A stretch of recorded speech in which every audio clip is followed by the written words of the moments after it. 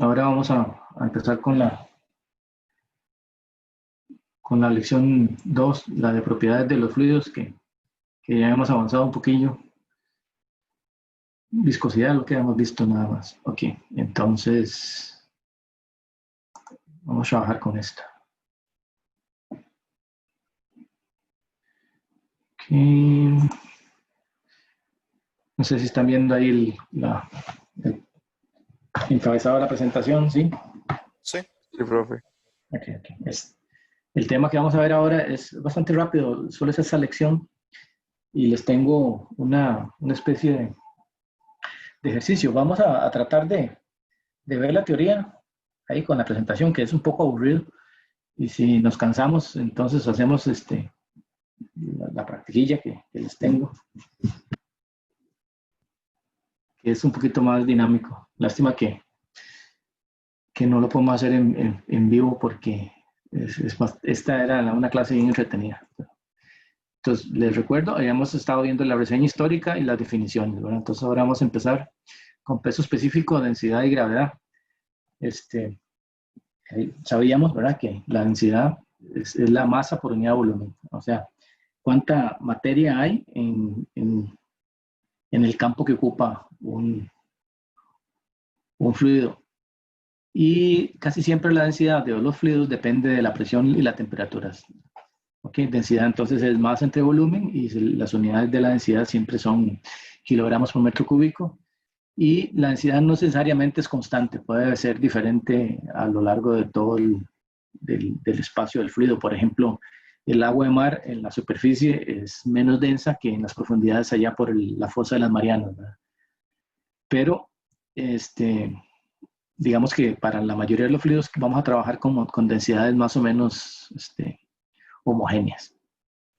En todo caso, la densidad es el diferencial de área entre el diferencial de volumen, ¿verdad? Y había una unidad que llamábamos volumen específico, que es al revés, es el recíproco de la densidad, que es el volumen específico es 1 entre la densidad. O sea, más bien, ¿cuántos metros cúbicos se ocupan para tener 1 kilogramo de materia? Es exactamente al revés. No tiene mucha ciencia. La gravedad específica, ¿sí, señor? Disculpe, ¿el volumen específico se denota con una V normal o...? Es una V normal, pero como V también es velocidad, siempre se nos confunde. Entonces, a veces ponemos la V en mayúscula, pero Okay. también la V mayúscula la usamos para volumen total. O sea, las letras se nos acaban y se nos complican, pero en todo caso, volumen específico es simplemente el recíproco, o sea, ponerlo al revés. Okay. Entonces, es la misma densidad, ¿verdad? Sí. La gravedad específica y la densidad específica, que es lo mismo, es una relación que hay entre la gravedad o la densidad de un fluido con respecto al del agua. ¿Ok? Entonces la gravedad específica es la densidad del fluido entre la densidad del agua, o la gravedad específica también se denota por una S o GE, dependiendo del libro. Yo uso S porque es solo una letra. Y puede ser gamma del fluido entre gamma del agua. Y recuerden que el gamma era simplemente el peso, no la masa, sino el peso específico. Entonces, la diferencia con la densidad es que en el peso específico tenemos la aceleración de la gravedad. Entonces, gamma del fluido es igual a ρ por g, básicamente. Y también podemos definir que gamma del fluido es el peso entre la unidad de volumen, o sea, m por g entre las unidades de volumen. Básicamente es eso. Entonces, todos los fluidos tienen diferentes características. Hay fluidos más pesados y hay fluidos más livianos. Por ejemplo, el mercurio es muy pesado, el alcohol es más liviano que el agua. Entonces, hay sustancias que tienen pesos específicos más bajos que el del agua, o sea, 0.75 creo que es el alcohol. El aire tiene una densidad de 1.23 kilogramos por metro cúbico. Y eso significa que la densidad es 0.0123 es la densidad, el peso específico. Es una relación bien. Ahora, la comparación de la gravedad específica es con el agua, que usualmente se toma agua a 4 grados centígrados. ¿Ok? Nosotros estamos a temperatura ambiente, el agua más o menos está como entre 15 y 20 grados, entonces es un poquito menos densa, pero no se nota mucho la diferencia. Ok, aquí les puse una lista de las gravedades específicas de algunas sustancias. Por ejemplo, el agua tiene que dar 1 porque es la del agua, dentro de la del agua da 1. La sangre da 1,05, es un poquito más espesa que el agua. El agua de mar 1,025, o sea que hay 2,5 gramos de sal, ¿verdad? Por cada kilogramo de agua. La gasolina es 0,7, es más liviana que el agua. El alcohol etílico 0,79. El alcohol de fricciones es un poquito más liviano. El mercurio 13,6 es pesadísimo. La madera anda entre 0,3 y 0,6, aunque no es un fluido, pero lo vamos a necesitar para cuando veamos flotación, ¿verdad? Las sustancias flotan porque tienen una densidad menor que la del agua. El oro 19,2, todavía más pesado que el mercurio. Los huesos del cuerpo miden 1,7 de densidad, por eso uno tiende a hundirse, aunque uno está totalmente hueco y es bien vacío, los pulmones y todo, lleno de aire. La densidad del cuerpo siempre da alta por el contenido de los huesos, el hielo y el aire, 0,0013 es lo que les decía, ¿verdad? Me faltó un 0, yo creo, cuando les lo dije. Ok. Otros pesos específicos, ya aquí el peso específico es en kilogramos por metro cúbico, el aluminio, el concreto, los líquidos, acetona, el agua de mar, ahí les quedan esas para cuando hagan tareas o lo que sea. Aquí están una serie de valores que podemos usar como ciertos. ¿Ok? Este es un ejercicio que siempre pongo yo de esto de la gravedad específica, porque yo lo uso frecuentemente para calcular mis contenidos de alcohol. Dice que cuando uno hace un batch de cerveza, antes de la fermentación, lo que tiene uno, antes de que fermente, lo que tiene es agua con azúcar, ¿verdad? Y esa azúcar se convierte en alcohol. Y esa agua con azúcar se llama mosto. Y si se le mide la gravedad específica, da que es 1,052, que significa que tiene 5,2% de azúcar, el agua, ¿verdad? Un poquito más de azúcar que agua. Cuando se pone a fermentar, pasan unas cuantas semanas y después la gravedad específica del fermento, si ya la cerveza hecha, baja a 1,010. Significa que hay un poco de azúcares y cosas que quedan ahí que no se fermentan. Pero de 1,52, todo ese azúcar se convirtió en un alcohol que es más liviano que el agua. Entonces, ¿cuánto es el nivel de alcohol? Ese porcentaje que dice en las botellas de alcohol, ¿verdad? En la vida, ese es un ejercicio típico, digamos. No es de ingeniería, pero es típico. Entonces, cuando tenemos el mosto, que es 1,052, el agua tiene 1 y el azúcar tiene 0,52. Estas dos cosas sumadas dan el 1,52. Pasa el tiempo y se fermenta. Y que lo que queda es una cerveza ya, con una cantidad de gravedad específica de 1,010, de lo cual 1,0 es el alcohol más el agua y sobra 0,10 de azúcar. O sea que los 0,42, que eran los 52 menos los 10 que quedaron, se convirtieron en 0,053 de alcohol. ¿Por qué? Por la relación que hay entre el alcohol. ¿Ok? Vea que 4,2% de azúcar, 4,2% de azúcar entre 0,79, que es la densidad del alcohol, dice que hay 5,3% de alcohol en esta cerveza. ¿Ok? Es fácil, es simplemente jugar con las relaciones y porcentajes de azúcar y lo demás. Okay. Este es un ejercicio entretenido porque no tiene nada que ver con la ingeniería, pero si se dedican a otras cosas, ahí están. A mí mis compañeros me preguntan, ¿cómo hace para acordarse de eso? Yo llevé química en la U. O sea, eso es fácil de acordarse.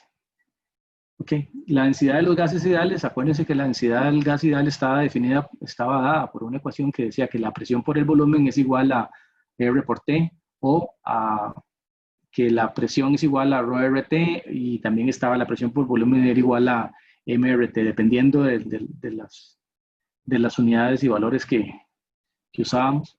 Esta R era la constante del gas y es diferente para cada uno de los gases, que significa que multiplicar la presión por el volumen es igual a una relación de la temperatura. Si aumento la presión manteniendo el volumen, tiene que aumentar la temperatura. Si bajo el volumen manteniendo la presión, tiene que bajar la temperatura. Y ese es el efecto que hacen las refrigeradoras, ¿verdad? Le aumentan la presión, bajan el volumen, el líquido que está dentro se enfría y lo pasamos por los radiadores, entonces la refrigeradora se enfría por dentro. Siempre hay una relación. Ok, en dos diferentes estados de la misma materia, la misma masa de gas, se pueden relacionar por que la presión y volumen entre la temperatura en un punto 1 tiene que ser igual a la presión por volumen y por la temperatura en un estado 2. Y aquí podemos calcular cuánto tiene que ser el aumento de temperatura o el aumento de volumen. También podemos decir, si yo le cambio la temperatura a un fluido, ¿qué va a pasar? ¿Aumenta el volumen o aumenta la presión? Sí. Y eso es típico, digamos, lo que le pasa a las llantas de los carros, ¿verdad? Que cuando usted mide la presión de un carro, cuando recién está estacionado y está fría la llanta, tiene una presión, después de una media hora de rodar, usted vuelve a medir la presión, tiene que ser más alta porque la temperatura aumentó y si aumentó la temperatura, el volumen de la llanta no cambia. Por lo tanto, la presión tiene que aumentar. Okay. Otro ejercicio, digamos, de estos. Hay muchos ejemplillos aquí. Yo estas presentaciones se las dejo ahí en la página para que las puedan repasar. Vamos a ir más o menos rápido, como recordando todo este tema.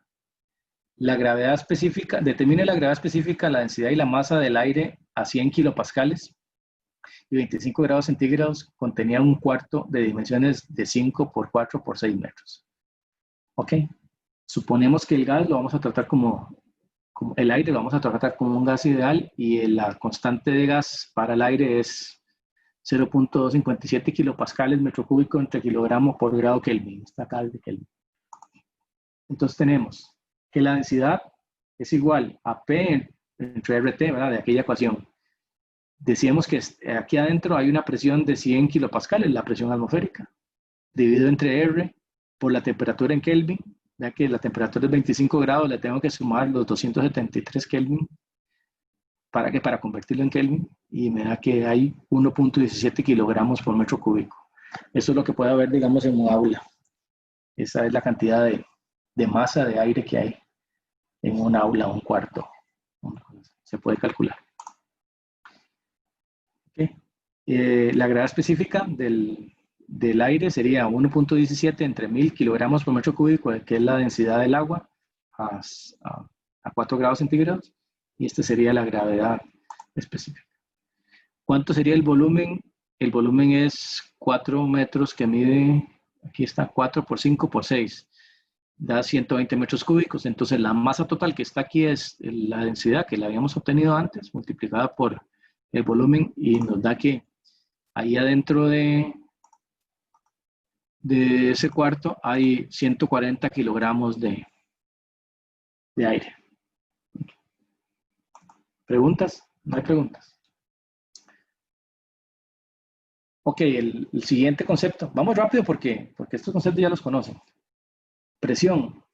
La presión y el esfuerzo tienen las mismas unidades, pero no son lo mismo. Y ahora vamos a ver la diferencia. Un fluido en reposo, el esfuerzo normal aplicado sobre la superficie se llama presión. Ok, cuando hablamos de esfuerzo normal estamos hablando de la componente vertical de una fuerza multiplicada por un área, y acuérdense que el producto punto lo que me da solamente es la fuerza perpendicular, la horizontal no lo obtengo. Ok, entonces, ¿cuál es la diferencia entre presión y esfuerzo?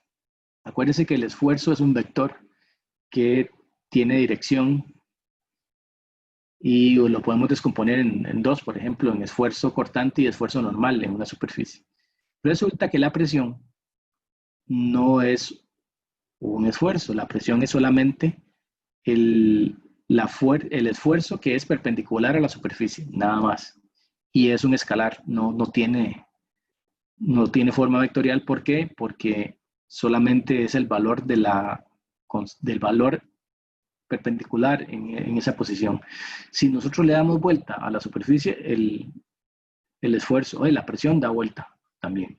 O sea que la fuerza se aplica en todas direcciones, pero la que vale es la que va en la dirección perpendicular a la fuerza. Tiene las mismas unidades que el esfuerzo, o sea que La presión es fuerza entre área, por lo tanto son newton por metro cuadrado, digamos, o newton por centímetro cuadrado,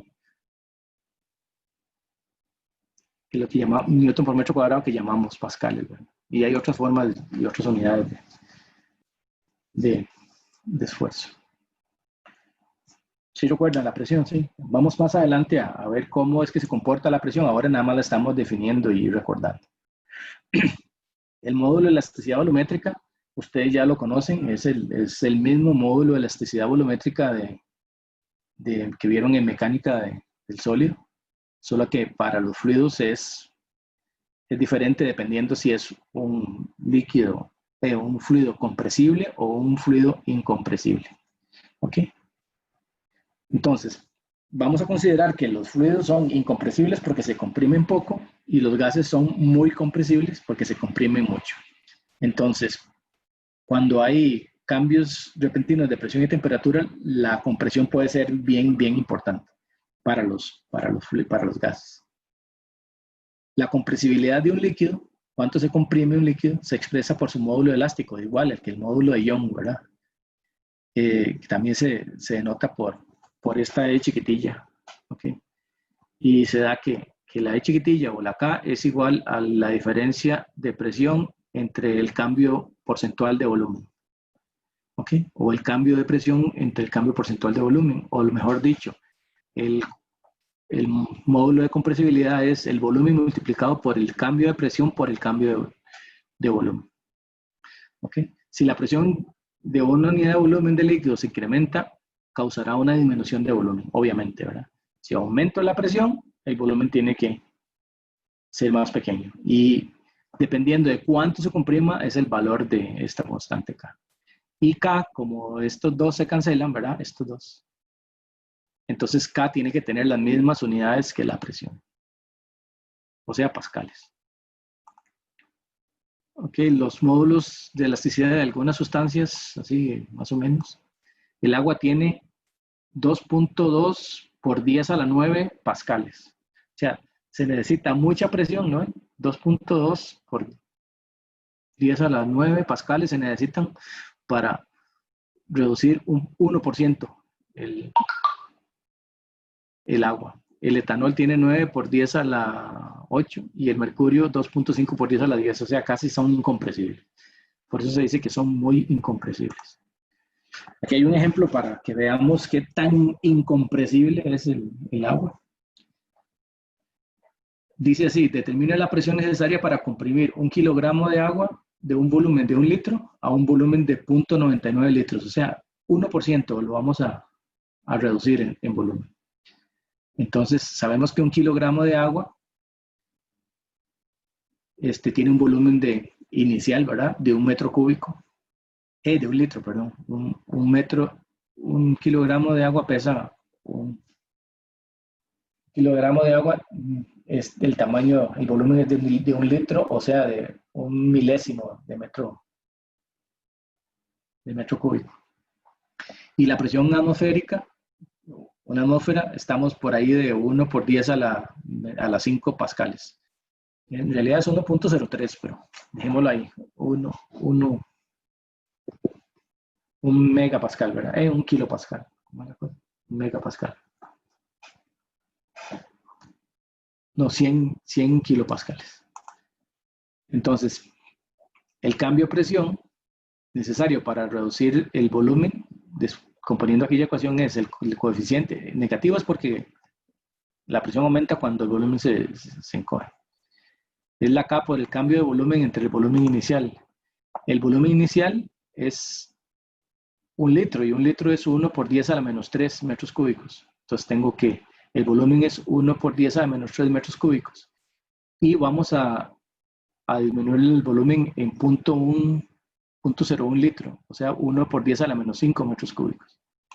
Entonces, el cambio de presión necesario para reducir ese 1% es el K del agua, que habíamos dicho que era 2.2 por 10 a la 9 pascales, multiplicado por menos 1 por 10 a la menos 5, entre 1 por 10 a la menos 3, y nos da que es 2.2 por 10 a la 7 pascales.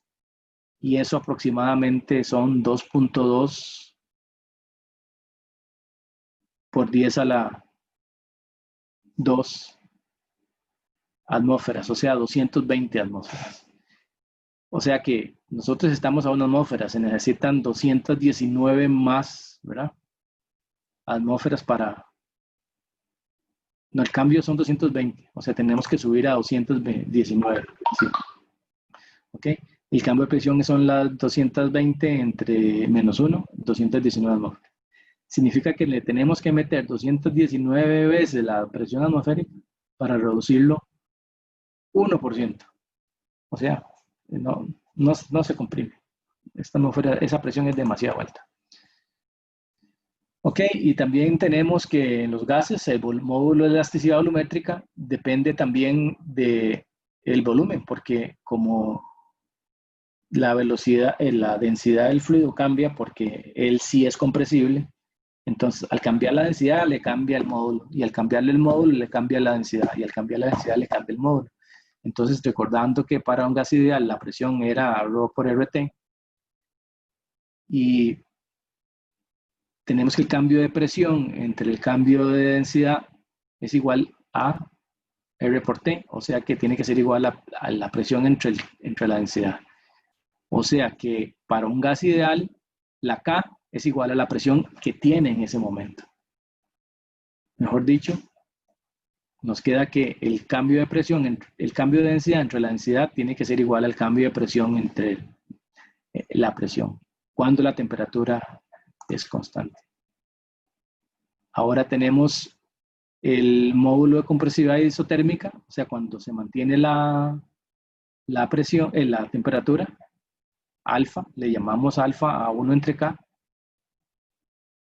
y este alfa es igual a 1 entre la densidad por el cambio de la densidad entre el cambio de presión.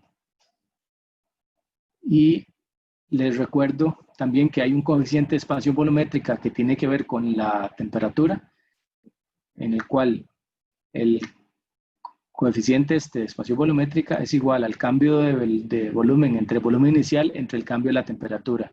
Eso tiene que ser una constante, y eso tiene que ser igual al cambio de presión en cambio de densidad entre la densidad entre el cambio de temperatura. Y se sabe que el módulo de expansión volumétrica de un gas ideal tiene que ser igual a 1 entre la temperatura y la temperatura dada en grados Kelvin. Entonces aquí, para los efectos combinados de las dos, cambio de presión y temperatura en un gas, nos queda así, que el cambio de volumen entre el volumen o el cambio de presión entre la presión es igual al coeficiente de expansibilidad térmica multiplicado por el cambio de temperatura menos el coeficiente de compresibilidad por presión multiplicado por el cambio de presión. Si la presión se mantiene constante, este componente no está y solo la temperatura afecta. Si la temperatura se mantiene constante, esto no afecta y solo afecta esta otra parte. Entonces, aquí es donde es importante recordar entonces que esta ecuación es la más importante de acá. Y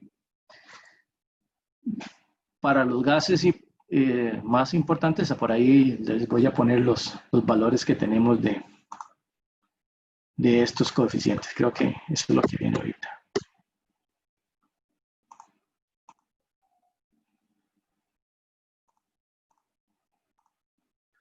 Okay, aquí hay un ejemplo. Se los voy a dejar ahí de práctica. Quiero pasar a... Bueno, revisémoslo porque después no lo entiendo. Determine la densidad final del agua que está a una atmósfera de 20 grados centígrados, que tiene un alfa de 4.8 por 10 a la menos 5 atmósferas a la menos 1 para los siguientes casos. Si el agua se calienta a 50 grados manteniendo la presión, o si se comprime hasta alcanzar 100 atmósferas a temperatura constante de 20 grados centígrados. Entonces aquí están las propiedades. La densidad inicial del agua a esa temperatura es 998 kilogramos por metro cúbico. La temperatura promedio, ¿por qué necesito sacar la temperatura promedio? Porque si está en 20 y se calienta a 50, yo no puedo usar los coeficientes de 20 grados porque aplica solo para el principio. Y no puedo aplicar el coeficiente de 50 grados porque aplicas para solo el final. Podría aplicar el los coeficientes para la temperatura promedio. Y entonces la temperatura promedio son 35 grados centígrados y el coeficiente de expansión térmica para 35 grados es 0.337 por 10 a la menos 3, 1 entre Kelvin. Profe, Entonces, ¿sí? y digamos, yo puedo hacer ese uso del promedio, de la temperatura promedio, porque son temperaturas bajas. Sí, sí, hay mucha diferencia de temperatura, no necesariamente esta cosa es lineal, entonces habría que hacer una integral, ¿verdad? Pero no integral porque es muy complicado, pero habría que hacerlo como por sumatoria, digamos cada 5 grados y tal vez con una hoja electrónica y decir, bueno, de 20 a 25 uso el promedio, de 25 a 30 uso el promedio, de 30 a 40 y va sumando ahí los valores, porque este valor no es lineal, ¿verdad? Pero en este caso están cerca estos dos valores que voy a decir, se comporta como el promedio de estos dos. Vea que es una aproximación, no es exacto. Además, el agua no es, ¿cómo se llama? No es un fluido ideal tampoco. Ok, entonces utilizando esta ecuación tenemos la pregunta que el cambio de presión cuando, ¿verdad? Cambia, se calienta de 20 a 50 a presión constante, tengo solo esta parte, ¿verdad? Cuando se calienta, porque la presión se mantiene constante, esto es 0. Y entonces tengo que el cambio de presión es, ¿verdad? El cambio de presión, paso esto a multiplicar para allá. El cambio de presión es igual a beta por el delta T por rho, y me da que son 10 kilogramos por metro cúbico. O sea, el cambio de densidad es 10 kilogramos por metro cúbico. Estaba en 998 y le sumo 10 negativos porque se está expandiendo, ¿verdad? Y me queda que la densidad del agua es 988 kilogramos por metro cúbico cuando se calienta. Y el B, más bien es que si se comprime, pero a temperatura constante, en este caso esta parte se hace 0 y no necesito B, solo el alfa, y el alfa sí es constante para todo el fluido, ¿verdad?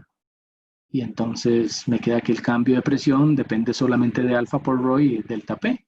Me da que el cambio de alfa es 4.7 kilogramos por metro cúbico, y eso sí son para arriba porque se está comprimiendo, o sea, aumenta la densidad, y al aumentar la densidad sería la inicial más el delta P, 998 más 4, daría 1002 kilogramos por metro cúbico, si lo comprimimos. ¿Ok? ¿Está claro? Ok, listo.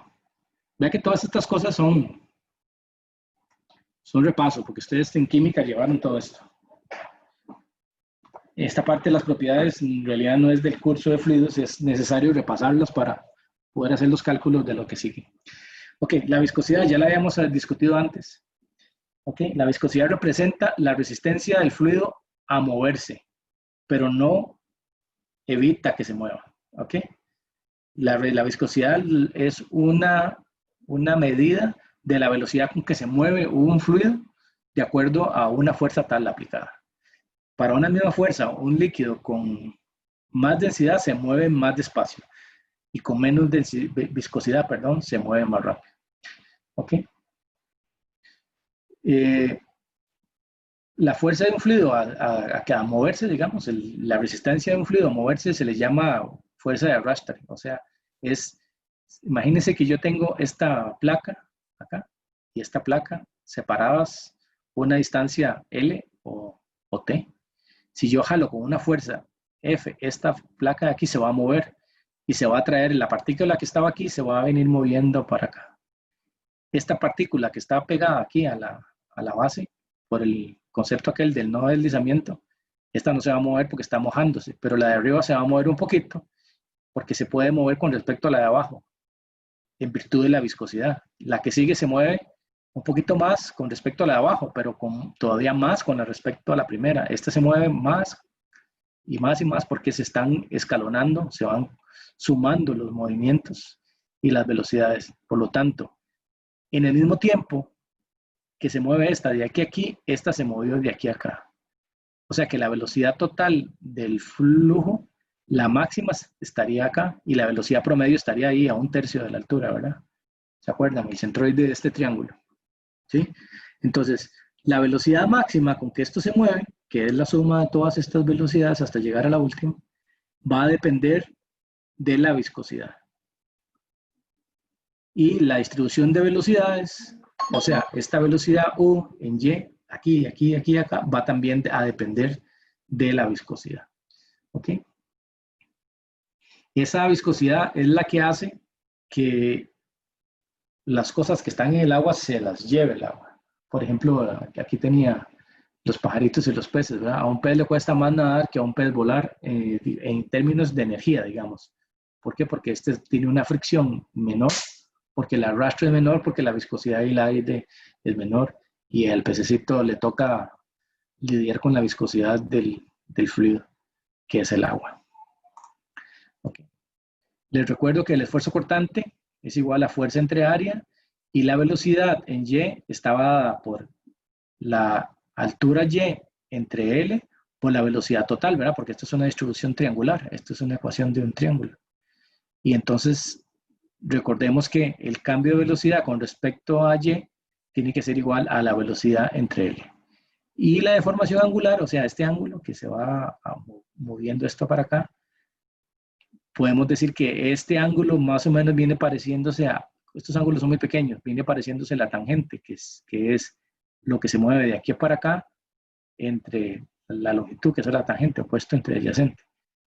Entonces nos da que la velocidad por el delta t entre L, eso sería el cambio de deformación angular. Y eso tiene que ser igual al cambio de velocidad con respecto a la altura por el delta t. Al final, ¿qué nos queda?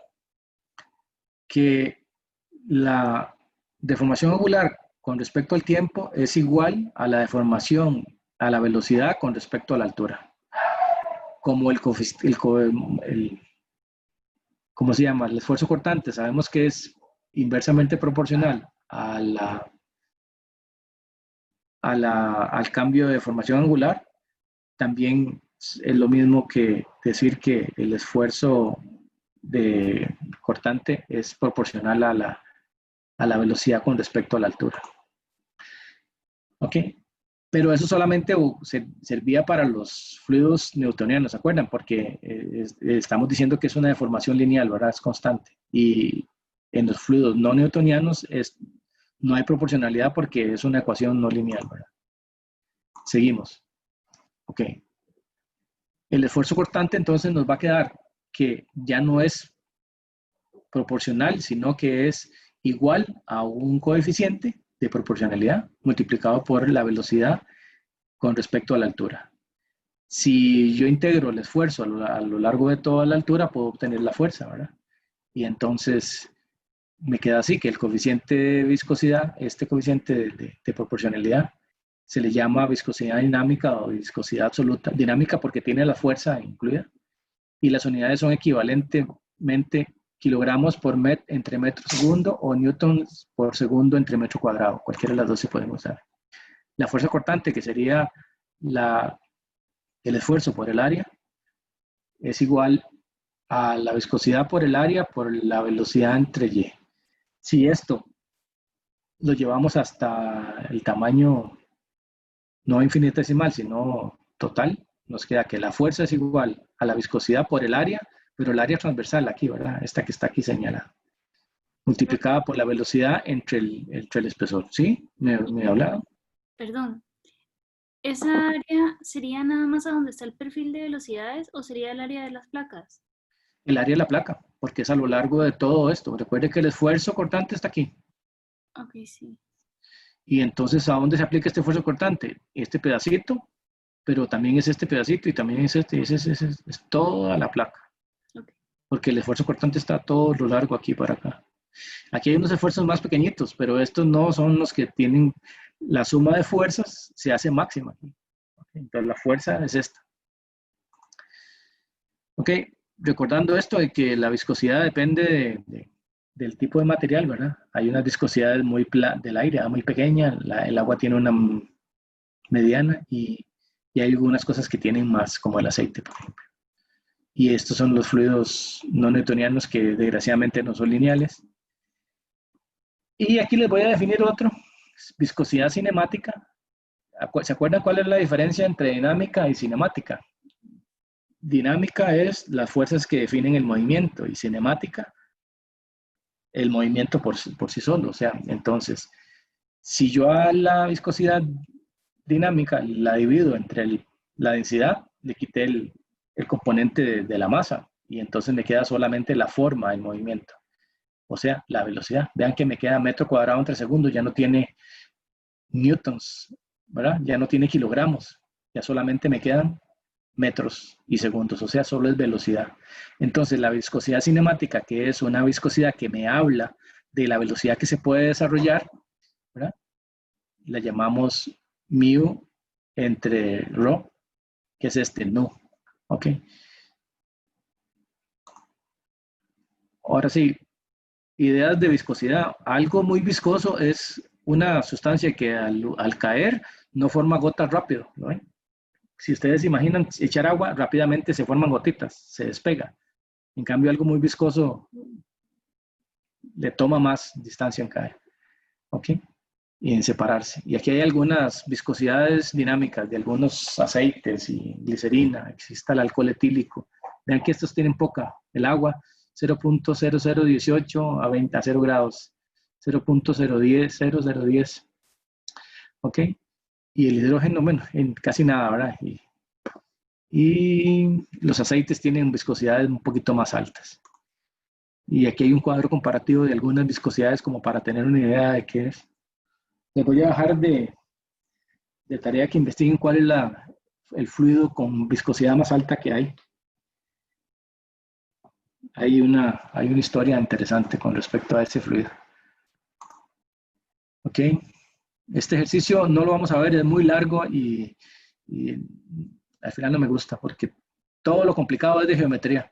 No tiene nada que ver con viscosidad. Entonces se los dejo para que lo estudien. Y por aquí hay una hojilla electrónica. Aquí, en este espacio donde dice solución, les queda una hoja y pueden descargar la hoja electrónica con la solución porque como que se me fue la mano de ejercicio. Ok. Este dispositivo que está acá se llama viscosímetro, que es un tambor que tiene otro disco adentro y está lleno aquí de un aceite. Y este disco de adentro se pone a girar a una velocidad, digamos así. Y ven que aquí se forma un perfil de velocidades. El líquido que está aquí pegado al disco fijo, de ahí no se mueve. Y este disco al moverse arrastra fluido y lo pone a velocidad acá. Como este perfil de velocidades lo vamos a suponer triangular, nosotros midiendo la velocidad con que esto rota y midiendo el torque que se le genera a esto, podemos medir la fuerza y con la fuerza tenemos la velocidad, tenemos el área porque es este radio de acá multiplicado por 2pi para obtener todo el área y por el ancho hacia adentro. Podemos calcular todos los datos. Entonces este aparato que le llaman viscosímetro es el que se usa para medir o determinar viscosidades. Entonces voy a leerlo así. Se va a determinar la viscosidad de un fluido con un viscosímetro. Construido con 2 cilindros de 40 centímetros de longitud. El cilindro interior mide 12 centímetros de diámetro y el espacio entre cilindros es de 0.15 y está lleno de fluido este espacio. El cilindro externo está estacionario y el interno se hace girar a 300 revoluciones por minuto, para lo cual es necesario aplicar un par o un torque ¿sí? de 1.8 Nm. Desprecie la viscosidad en los extremos de los cilindros. Entonces se va a suponer que el perfil de velocidades es lineal. Vamos a suponer que esto es tan cortito que no se hace como una especie de perfil parabólico ahí, ni curvo. ¿Ok? Porque esto es muy, muy pequeñito, la distancia. Entonces vamos a recordar que la fuerza es μ por A por la velocidad entre el ancho L. Y la velocidad, recordando las ecuaciones de Meca, ¿verdad? Es la velocidad angular por el radio. Y el área es 2πr por la longitud hacia adentro, L. Entonces el torque es fuerza por brazo. Por lo tanto, del torque yo puedo despejar la fuerza. Entonces yo tengo que el torque es la fuerza por el brazo. Y eso que es igual a μ, ¿verdad? Porque μ por el área. Esta es la ecuación esta de acá, aplicada. metí la velocidad aquí, metí el área acá, metí el mío acá y lo di entre L. O sea que el torque es igual a 4pi cuadrado R al cubo por la velocidad angular por L. No, esa es la velocidad angular, pero en revoluciones por minuto, entre L. Y de aquí despejamos la viscosidad, ¿verdad? Despejando aquí, pasando todo esto para multiplicar y a dividir. Y evaluando nos queda que la viscosidad es 0.158 newtons segundo entre metro cuadrado, que anda muy cerca de los valores de los aceites, ¿verdad? Entonces es como un aceite. Okay. No sé si queda claro cómo es que funciona el aparato. Creo que estos son uno de los ejercicios que hay que hacer en el laboratorio. Ahora, resulta que la viscosidad de un fluido es muy sensible a la temperatura. No sé si ustedes han oído hablar de estos aceites de carro, ¿verdad? Que dicen que tiene diferentes valores para ciertos grados, el 50, 20, 50, qué sé yo, SAE. Que significa que mantiene la viscosidad dentro de ciertos rangos de temperatura. Si se calienta más de eso, se pone más líquido los aceites. Entonces baja la viscosidad. Y si uno congela un aceite, se pone más viscoso, obviamente. O lo enfría. Ok. No sé cómo estamos hasta acá. Vea que me falta presión de vapor y cavitación. Eso lo quiero ver ahora, después del receso. Y me falta, vamos a ver qué me falta más. Y yo creo que ya. Voy a ver. Y tensión superficial, sí. Ok. Vamos a parar aquí un segundo porque quiero que hagamos un ejercicio. Y antes de hacer una pausa, ¿les parece? Que tiene que ver con densidades, que me interesa que lo veamos. Ahí en mediación les puse una hoja.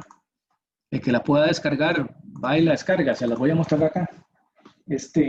Ven esta hoja, ¿sí? Es un cuadrito. Sí, profe. Sí, profe. Ok. Digamos, hay 8 frascos de vidrio, que cada uno de estos frasquitos tiene un volumen de 48 mililitros y que cada uno contiene diferentes fluidos. En el primero está vacío, tiene aire, no pesa nada. El otro tiene agua, el otro tiene aceite de colza, ¿cómo se llama esto? Canola. El siguiente tiene alcohol. Esto tiene un líquido manométrico Merian que se utiliza para medición de flujos.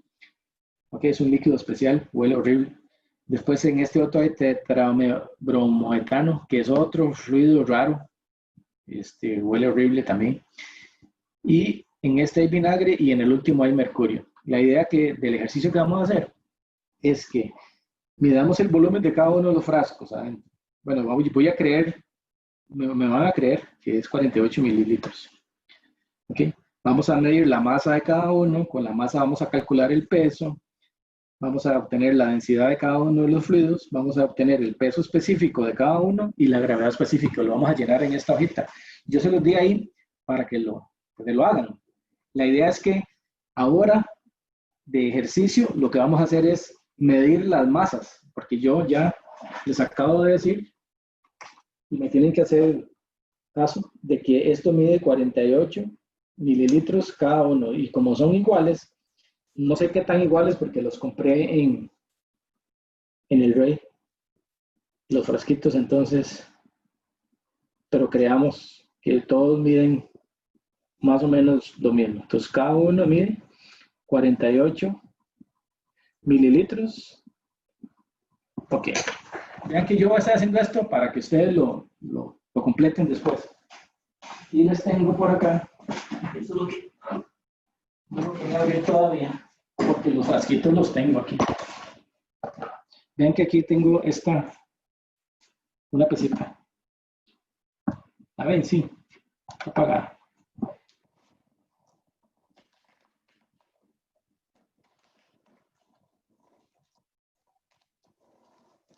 Este acá lo tengo encerrado porque como esos líquidos huelen tan feo y eso, qué cosa más. Vamos a ver.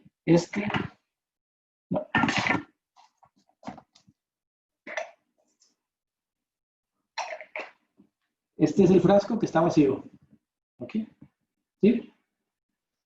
Entonces, como ese frasco está vacío, lo voy a usar, no sé si lo ven aquí. ¿Se ve la lectura, no? Un poquito, 63 dice, creo. 63. Pero como este aparatillo uno lo puede tarar así, ahora dice 0, ¿verdad? Sí. Ok, entonces ya la pesa no toma en cuenta el peso de esto. Y entonces vamos a empezar. El primer frasco, que es agua. Ok, vea que cuando lo quito aquí debería ser negativo o algo, ¿verdad? Sin menos 60. Y ahora pongo este, dice que pesa 51.2. Lo vemos todos. Sí.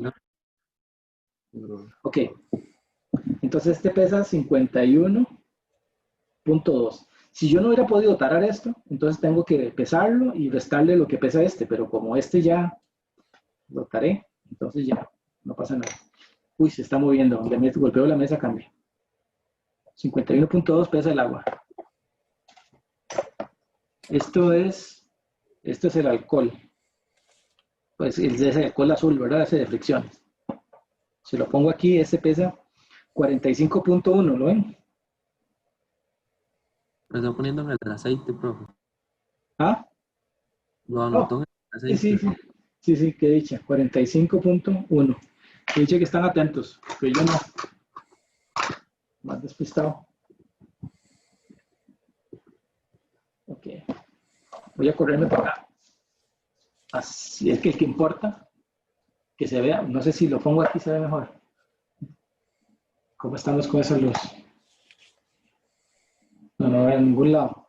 No calza en ningún lado. Pero ahí se ve mejor. Ahí se ve bien, profe. Ok. Después quitamos el alcohol. Vamos a ver qué es este. Este pareciera que es el aceite. Sí. Este es el aceite y pesa 47.7. ¿Ven que esta pesa? No, 47.1. No me haga mucho caso a esta casilla porque la compré también ahí en el REI. Y entonces el porcentaje de error nos puede dar 200%.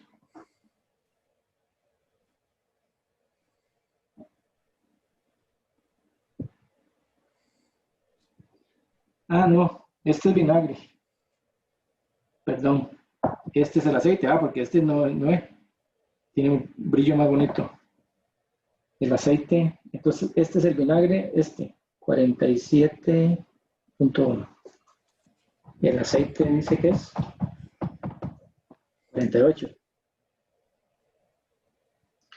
Ok. Ya se la cosa se va poniendo interesante.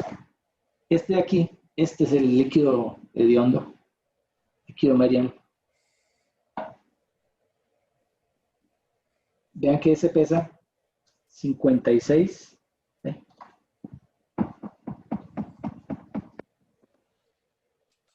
56.3. Vean que pesa más que el agua, ¿lo ven? Es un líquido que se supone que tiene que ser más pesado que el agua. Vean este otro líquido, se parece mucho al aceite, ¿verdad? Vamos a ver. No, este es el aceite. Se parece mucho, ¿lo ven? Pero lástima que no lo pueden ver aquí y tocarlo, pero van a ver esto.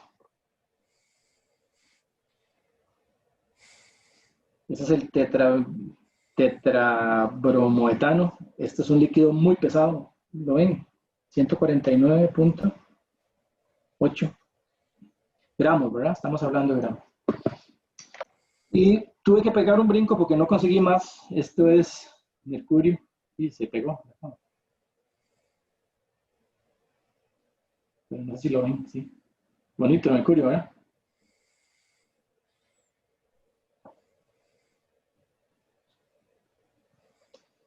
El mercurio pesa 714. ¿Vieron lo que se siente? La diferencia entre uno y otro.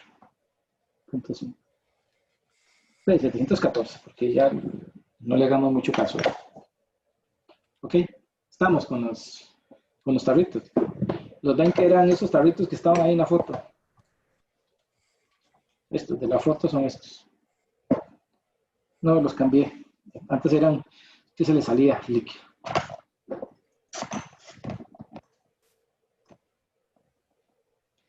Es más, no sé cuánto es el volumen de esto, ustedes saben. Pues yo creo que podría ir a medirlo. Bueno, pero pareciera que sí, ¿verdad? Que sí le va a dar. Lo guardo aquí. Todo esto. Ya aquí la oficina que me dio. Profe, una pregunta. ¿La masa del tetrabrometano es 149,8? ¿Sí? Sí, ok. Casi 3 veces, ¿verdad? La del agua. Ujú. O sea, que acabo de decirles cuánto tiene que dar la gravedad específica. Eso es parte, ¿verdad? de valor aquí. Ok, entonces ahora con esto podemos calcular, digamos, la densidad. ¿Cuánto da la densidad del aceite? Mira, me está dando, la densidad del aceite me está dando 1, ¿verdad? 48 entre 48. La densidad me da 1000 kilogramos por metro cúbico. La del agua está dando menos. No más, ¿verdad? O sea que yo creo que estoy midiendo mal el volumen. Hacemos la corrección, porque tenemos que hacer la corrección del volumen con el peso. O no le creo mucho a esta pesa. ¿Ok? Entonces, pero vean que podemos hacer así rápidamente. Como es el mismo volumen, yo sé que el peso específico del tetrabrometano es esto entre esto. 149.8 entre 51.2 me está dando que esta gravedad específica es 2.93.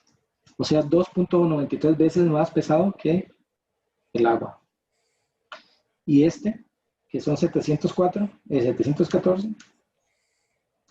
entre 251.2, este me da 13.9.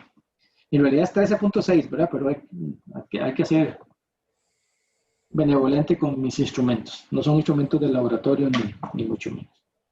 No sé si queda claro. Que hagan todos estos cálculos, por favor. Yo creo que aquí para que la cosa funcione,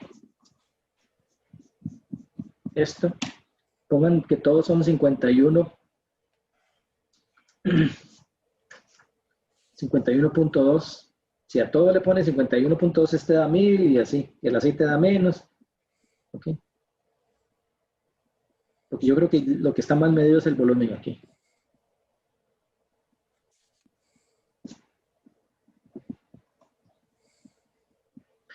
Ok.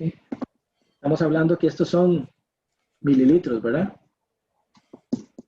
Entonces, como esto está en mililitros y esto está en gramos, no en kilogramos, la relación está es la misma. Entonces, nada más simplemente dividir uno entre el otro.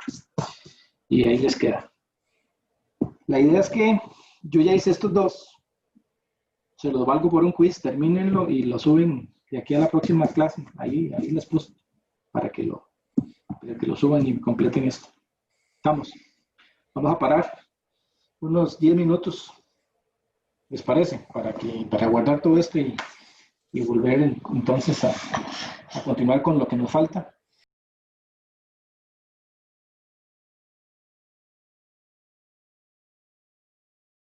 Y a ver si me están viendo ahí. Voy a ponerme en grande. No sé si ven este frasco que está aquí. Ahorita Sí, no sé. sí. Okay. Un frasco entre otro. No es un frasco nada más. Es un frasco eso de servir vino. Sigo yo con el vino y con la cerveza. Okay. Voy a cambiar de cámara y les voy a enseñar este aparato. Vamos a ver.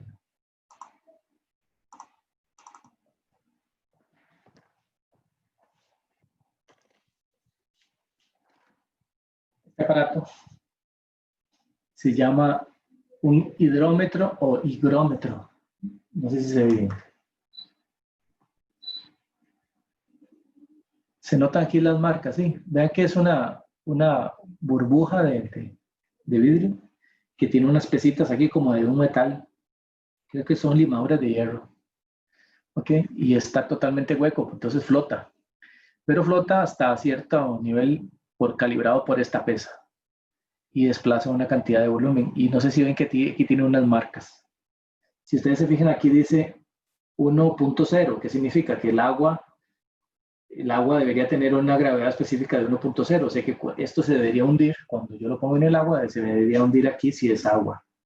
Y se debería hundir menos si la densidad cada vez es más alta del fluido. Entonces, si tiene 1.01, se hundiría hasta aquí. Si tiene 1.02, se hundiría hasta aquí. 1.03, hasta acá. Y ahí vamos. Esto se utiliza para medir el contenido, digamos, de sales y de azúcares en fluidos por medio de la medición de la densidad específica o la gravedad específica, digamos, porque esto lo que da aquí es la gravedad específica de un fluido. Y esto se utiliza en baterías para saber cómo andan de electrolitos, o yo lo utilizo para saber la cantidad de azúcar que tiene un fluido y saber cuánto va a quedar de alcohol cuando lo fermente. Entonces lo voy a poner acá otra vez y le voy a devolver otra vez a la pantalla normal. Y voy a ver, ahí pegó al fondo, pero está flotando. ¿Lo ven? Vean que ahí lo pegó al fondo. Ok, le está flotando ahí en el fluido. Voy a alejarlo. ¿Lo ven que está flotando? ¿Sí? Y si nos acercamos acá, voy a ponerlo aquí. Vamos a ver en qué posición se ve bien. No sé si ven que quedó exactamente lo celeste para arriba del agua y lo verde empieza del agua para abajo. Volvemos a ver aquí. La marca de 1.00 está aquí, entre el celeste y el verde. Voy a volverlo a meter y véanlo flotar. Vamos a ver en qué posición se ve bien. En esa posición se ve bien. Ok, no sé si lo ven que lo celeste está para arriba y lo verde está para abajo. O sea que la densidad de este fluido es agua en esta botella. Tuve que usar una botella alta porque el palillo es muy largo, necesita profundidad. Entonces, este fluido tiene una viscosidad, una densidad o una gravedad específica de 1, es la del agua. ¿Estamos? Probamos otro fluido. Voy a sacar esto. Voy a vaciar la botella.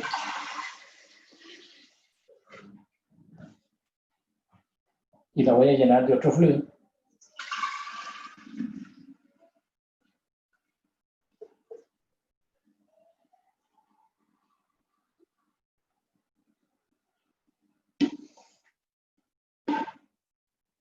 Este fluido tiene color. Esto es té de esos tés de frutas. Y lo voy a poner ahí. Vean a dónde quedó ahora. Él no se hunde. Vea que antes estaba ahí, en lo celeste. ¿Sí? Y ahora se sale todo esto. Y la lectura, es más, le voy a tomar una foto aquí y se la voy a pasar por el chat. Por el WhatsApp, porque es con el celular.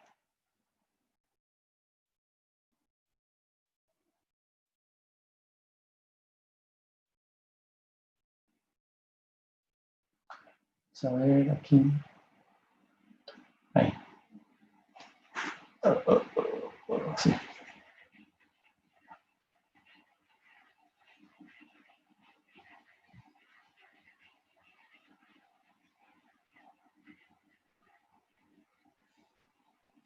Ahí se me mueve.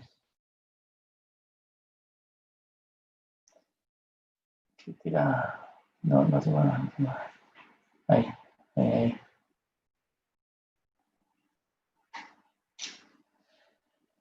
Ok. Yo digo que es 1.06. ¿La ven? Sí. Sí se nota la diferencia. Desde aquí, que es 1 y está hasta acá. Tiene varias marquillas más para abajo. Este es un aparato que se utiliza para medir el flujo. Lástima que esta clase no la pudimos hacer en la U porque yo llevaba un té de frutas, llevaba las copitas llevaba vasos y galletas. Y pues, después nos tomábamos el experimento, pero ahora me lo tomo yo solo. Por correo, profe, no importa. Si lo mando por WhatsApp. Le mando un globo, profe. Qué mal, ¿verdad? Qué triste. Pero ni modo. Ok, quedamos.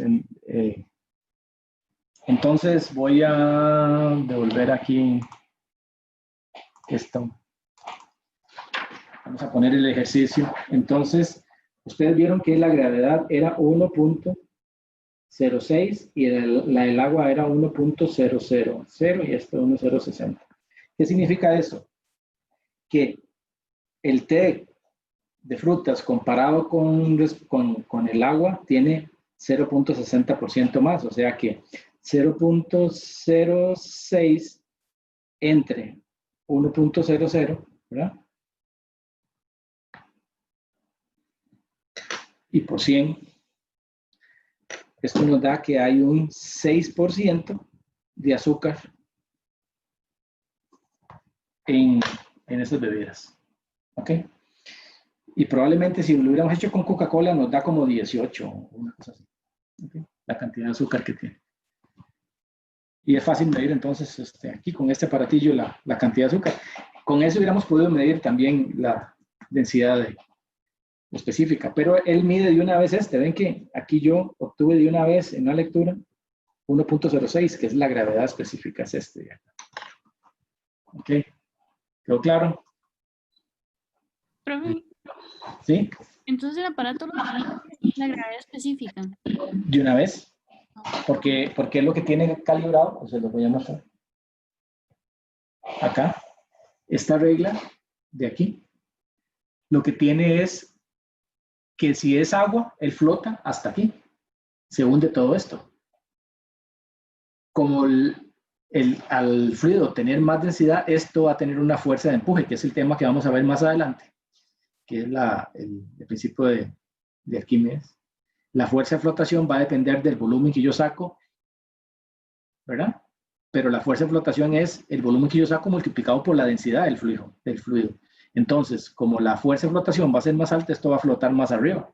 Y al flotar más arriba, digamos, va a marcar aquí, y esto está graduado con respecto al volumen de esto, para que suba exactamente, ya calibrado con respecto al valor del agua. Entonces aquí queda el agua, y aquí a medida que esto va saliendo, va indicando la gravedad específica. Vea que 1.1 significa que es el 10% del valor del agua. Lo máximo que podemos medir aquí es 1.16, o sea, el 16% más pesado que el agua. Por ejemplo, este fluido tetrabrometano, esta cosa queda como así, ¿verdad? Queda totalmente salido, y en el mercurio nada más se hunde la puntica. Ahí. En Merian tal vez sí se hunde bastante, porque el Merian tiene como 1.20, es como 1.25, o sea que se queda como por aquí. No sé si lo ven, si queda claro, es fácil. Ya hice un despelote aquí. Ok, ahora tengo que traer un trapo.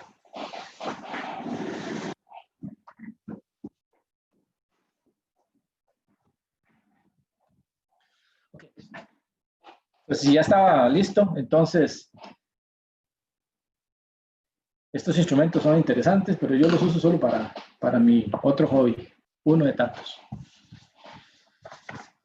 Profe, una pregunta, ¿dónde salió el 0.06 entre 1, el 0.06, ¿dónde fue que salió? No, es que es entre 1.06, es que es esto. Entre 1%. Ok, vean. Esta es la gravedad específica, ¿verdad? La gravedad específica del fluido es igual al peso específico del fluido entre el peso específico del agua. Ok, el peso específico, esto da 1.06. ¿Okay? Y eso es igual al peso específico del fluido entre el peso específico del agua.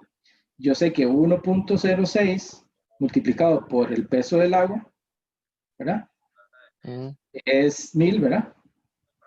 Tiene que ser igual al peso específico del fluido. O sea que el peso específico del fluido es igual a 1060 kilogramos por metro cúbico. Ahora sí, ¿cuál es el porcentaje? Un porcentaje siempre es el valor que usted mide menos el valor del agua entre el valor del agua. Y en este caso sería 1060 menos 1000 entre 1000. Y esto da, y por 100, esto hace 6%. ¿Sí? Ah, ok, sí, la resta da Sí, entonces 0.06. después, sí. Gracias, La profe. resta 0.06. Es que yo me brinqué los pasos, pero es un porcentaje. Y eso son una cosa que ustedes ya se la saben. Lo que pasa es que a veces yo hablo demasiado rápido. Está bueno que me pregunten cuando yo me brinco pasos. Yo tengo esa maña, digamos, en este curso, de que asumo que ustedes están fogueados y a veces me brinco pasos, pero si algo no lo ven, nada más me dicen. Ok, dejo esto y vamos a volver a la presentación, que era lo que queríamos hablar. Creo que aquí estoy. Aquí, me había brincado una. Presión de vapor. Ok, no sé si ustedes recuerdan de química, qué era la presión de vapor. Ustedes acuérdense que los fluidos tienen siempre una superficie, digamos, de cambio de fase. El fluido, el líquido aquí y el gas arriba, digamos. Las moléculas que están ahí arriba, en el puro límite de fase, no hay nada que las detenga, ¿verdad? Ellas pueden salir, ¿ok? Pero la presión atmosférica hace que vuelvan a meterse dentro del fluido. Entonces, ahí en el límite de la fase hay un vapor que se va generando y que va a llenar todo el espacio libre. Entonces, ustedes tienen agua, el agua va a comenzar a evaporarse. ¿Por qué se evapora? Porque las moléculas de agua caben en el espacio y van a comenzar a salir hasta que saturen todo el espacio. No sé si ustedes vieron cuando yo saqué el primer frasco, estaba como sudado. Es porque él tenía unas gotillas de agua y el agua se va evaporando, pero como no se puede ir, las moléculas de vapor quedan ahí.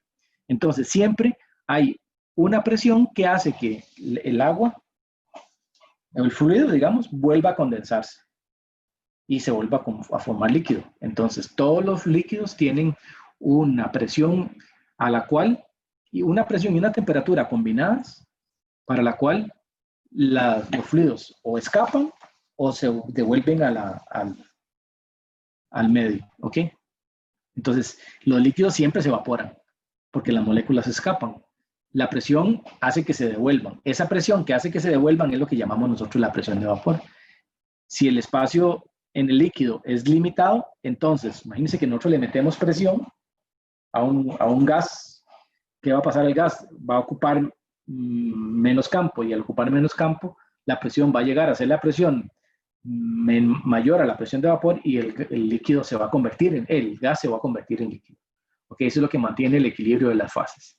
El agua normal a la temperatura ambiente tiene una presión de vapor igual a una atmósfera. ¿Qué significa eso? Que a 20 grados,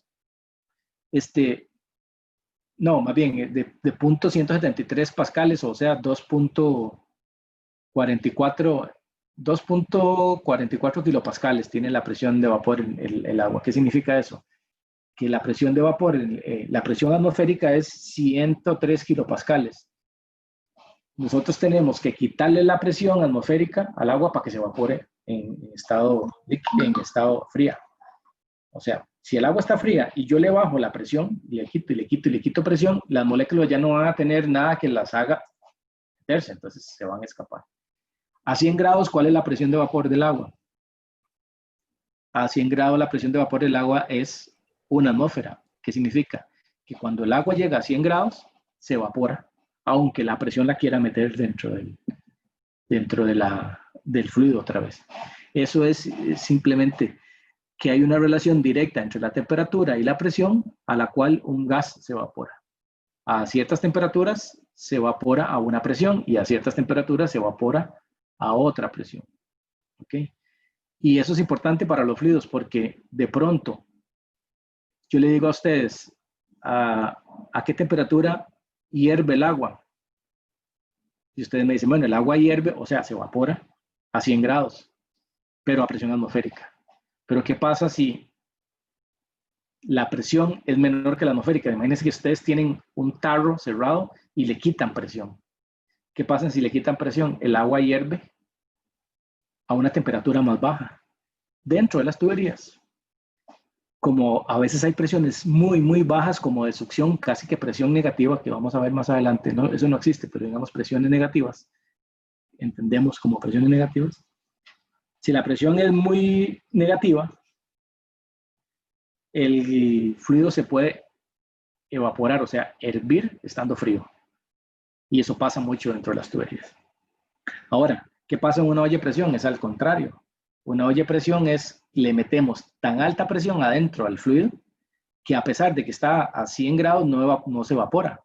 Y como no se evapora a 100 grados, la temperatura sigue subiendo. Entonces, dentro de una olla de presión, el fluido, o sea, el agua, la sopa, lo que esté dentro, puede llegar a tener temperaturas de 120, 130, 140 grados.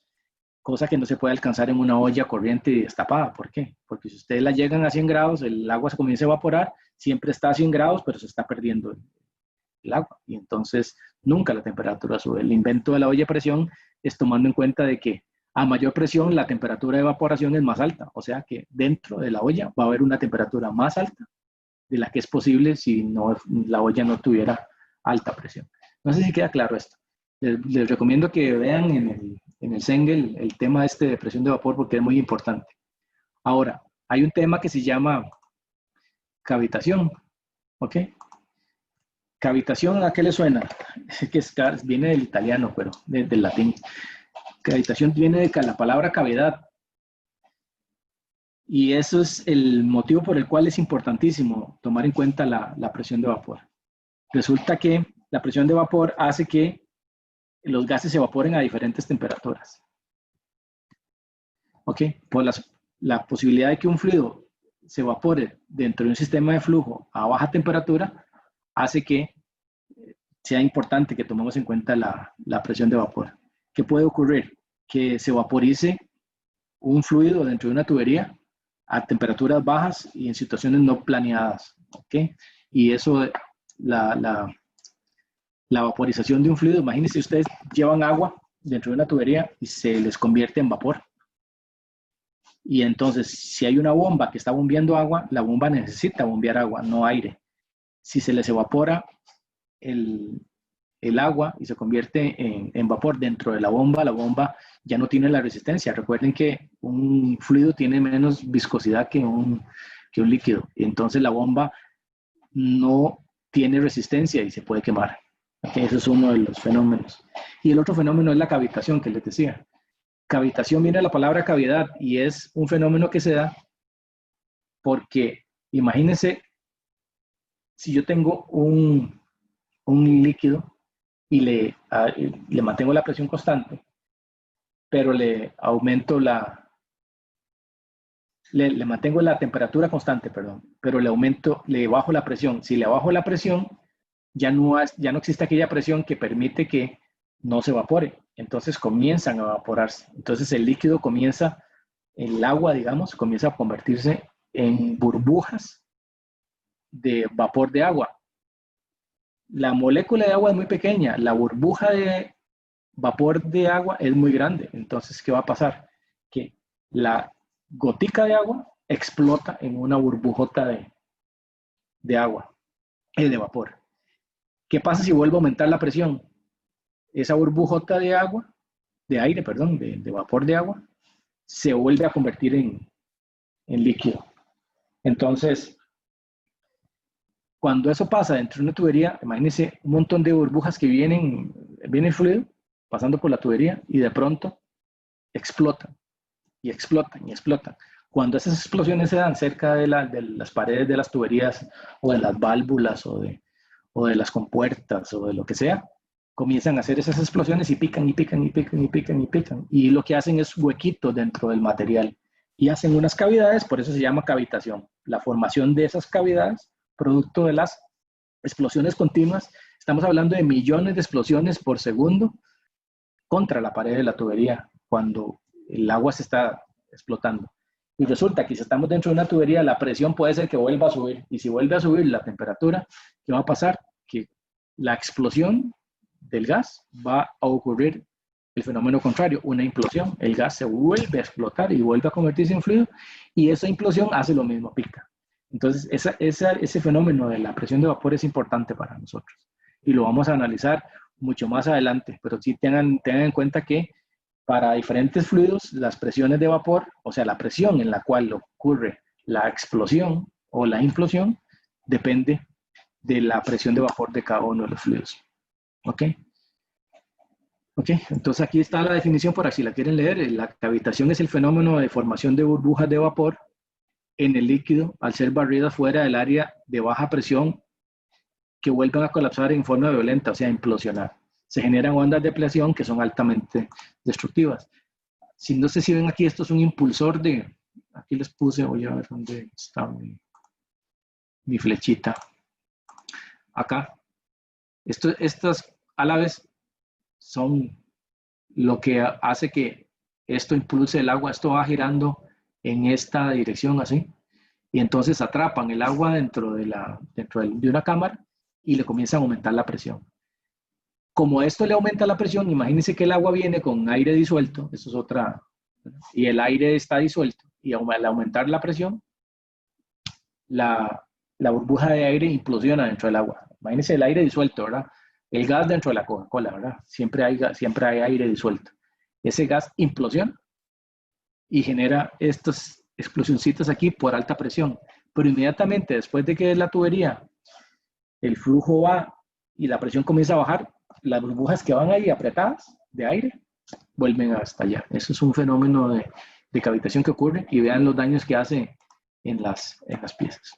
Entonces, las presiones de vapor aquí para el agua, que es uno de los fluidos más importantes para nuestro trabajo, vean que a temperatura ambiente es 2.34 kilopascales. Y vean que a 100 grados centígrados es 101.3, o sea, una atmósfera. O sea que cuando la presión baja hasta aquí, a 20 grados, el agua hierve fría. Aquí el agua hierve a 100 grados, porque esto significa hervir, ¿verdad? O ebullir, o pasar del estado líquido al gaseoso. Entonces, dependiendo de la presión, vea que a 8.581 grados, kilopascales, perdón, la temperatura puede llegar a ser 300 grados. Eso es lo que pasa dentro de una olla de presión, que es lo que les decía, ¿verdad? Que si nosotros le aumentamos la presión a la olla, la temperatura puede llegar adentro, estando líquido la sopa, a 200 grados. En cambio, nosotros en una olla normal no podemos pasar de 100 porque toda la sopa se va, se la lleva el vivo. Y si dentro de la tubería nosotros bajamos la presión mucho más abajo de la presión atmosférica, el agua a 20 grados nos puede hervir. ¿Okay?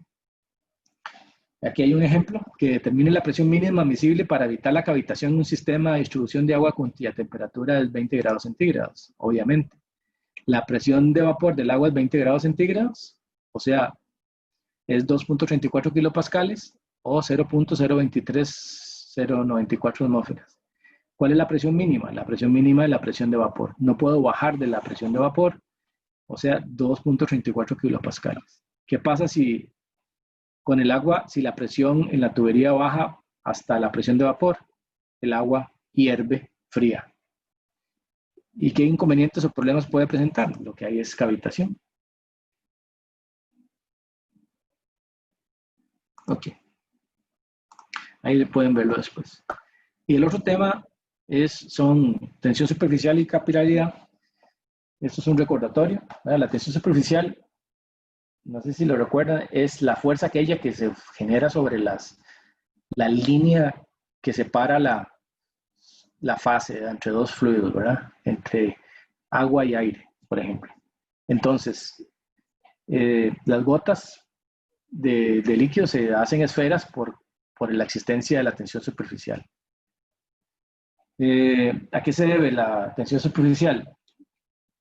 Siempre hay una fuerza de atracción entre las moléculas de un fluido, ¿verdad? De un gas, pero no, de un líquido. El líquido tiene unas fuerzas de atracción ahí, pero en todas direcciones, ¿verdad? Entonces, si yo tengo una burbujita aquí de fluido, tiene atracción en todas direcciones, pero ¿qué pasa con en el puro borde. En el puro borde no hay fuerzas hacia arriba, sino solamente fuerzas horizontales y hacia abajo. Y entonces se genera un desequilibrio de fuerzas en la dirección hacia abajo en el borde de la superficie libre. O sea, que se tienden a jalarlo. Venlo acá. En la parte de adentro de un fluido, cualquier molécula es jalada por todas las moléculas que tiene alrededor y está en equilibrio. Pero ¿qué pasa con las moléculas que están en el puro borde?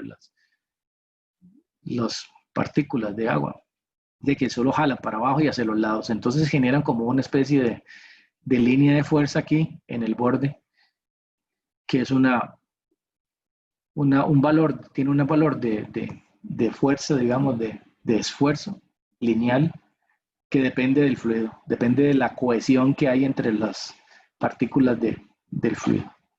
¿Ok? Por eso se tienden a formar círculos, ¿verdad? Porque esto si estuviera en el aire, tendría a ser un círculo. Las gotas de agua cuando van cayendo son completamente esféricas, no son jaladas, digamos. Son jaladas cuando no han caído, pero apenas se sueltan, se forma una esfera porque no hay fuerzas en ninguna dirección, todas las fuerzas son hacia el centro. Okay.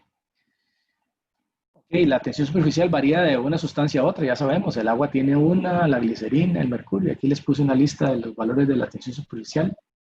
Disminuye con la temperatura, obviamente. Cuando llegamos al agua a 100 grados, ya la tensión superficial no existe porque se evapora todo el fluido.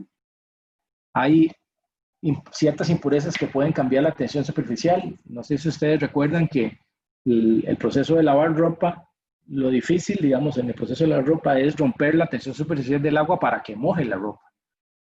Y entonces los detergentes son unas sustancias que aumentan o más bien rompen la tensión superficial y permiten que el agua moje muy bien la ropa y la lave. Eso se le llama surfactantes.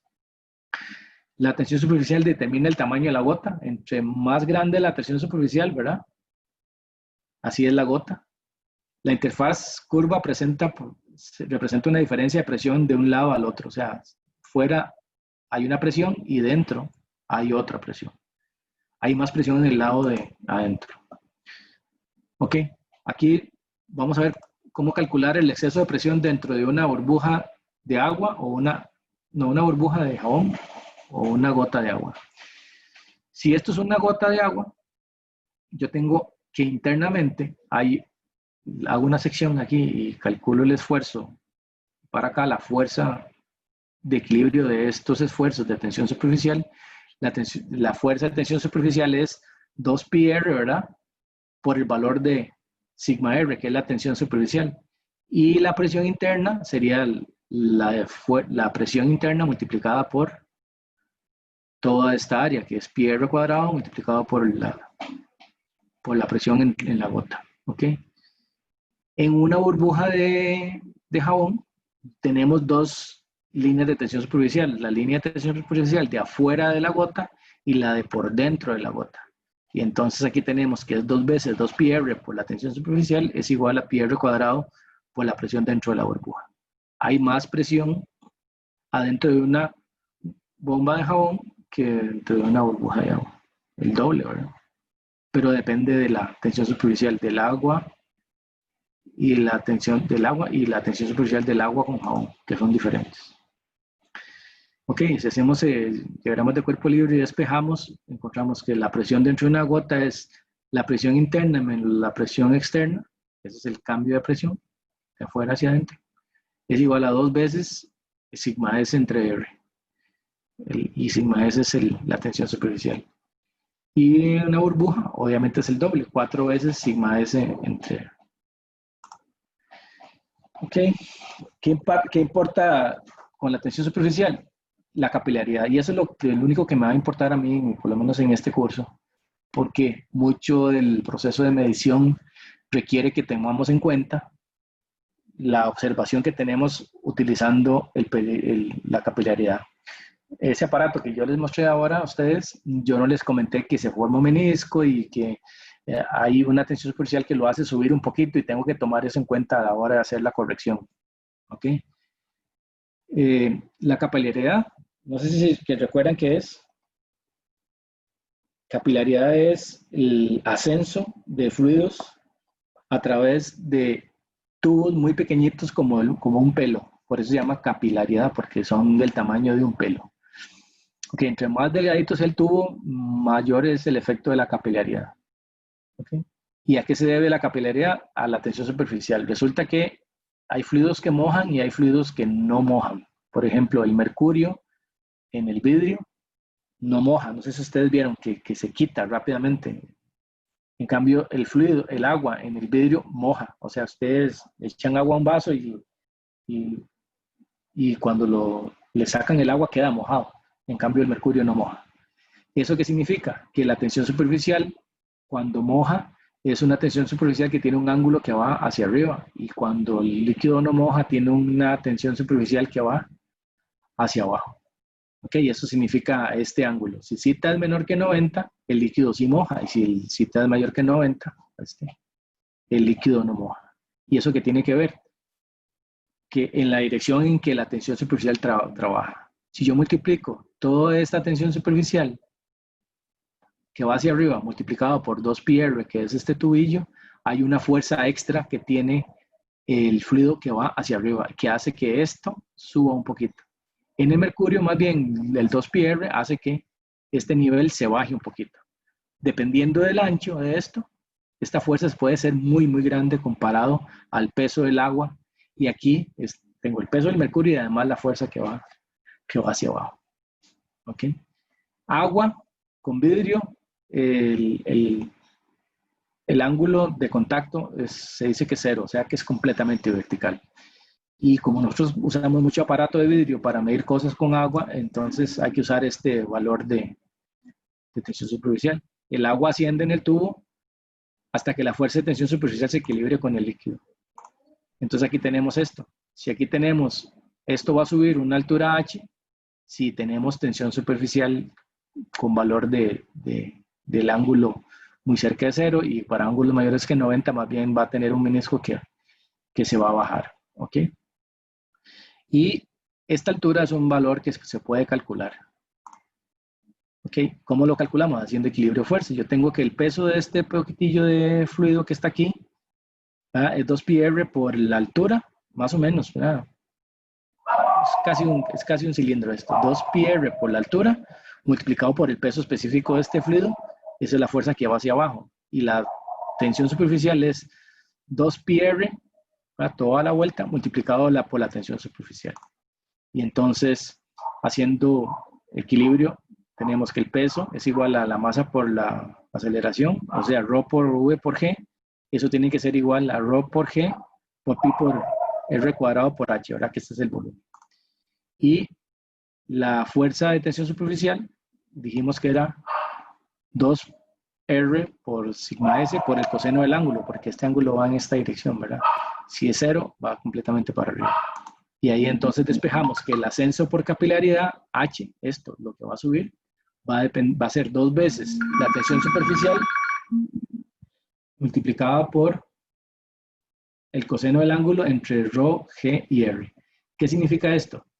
Que R, dependiendo de R, entre más pequeñito sea R, más grande es H. Entre más grande la tensión superficial, más grande es H. Entre más liviano es el fluido, como agua, más grande es el H. ¿Ok? Y la G es una constante. Entonces, para tubos muy, muy, muy delgaditos, la altura, esta altura puede llegar a ser muy, muy alta. Vean que el fluido sube por los árboles, y hay árboles de 30 metros de altura. ¿Y por qué sube el agua desde las raíces hasta las hojas? Por pura capilaridad. No hay pulmones, no hay corazón, no hay nada que haga subir el agua, ni la bombee. Va subiendo simplemente por los hilitos, utilizando simplemente la tensión superficial, el efecto este. Entonces los árboles tienen un límite de crecimiento. No va a crecer todo lo que puedan, sino hasta donde la tensión superficial de la savia, que es agua con algunas sales, le dé, y el tamaño de sus pelitos. ¿Ok? Aquí tenemos este ejemplo, se los dejo de tarea. La próxima lección vamos a comenzar con un tema interesante. Aquí les dejo, esto es lo último. y les puse unas prácticas. Hay más. Voy a parar la clase acá porque ya lo de tensión superficial es bastante fácil y aquí tienen unos ejercicios que los pueden leer. Aquí hay otras propiedades de fluidos que le quedan ahí esas tablitas y otras tablas más. El asunto con las unidades lo vamos a ver la próxima lección. Esto no es un repaso que vamos a hacer del uso de las unidades y de los análisis dimensionales.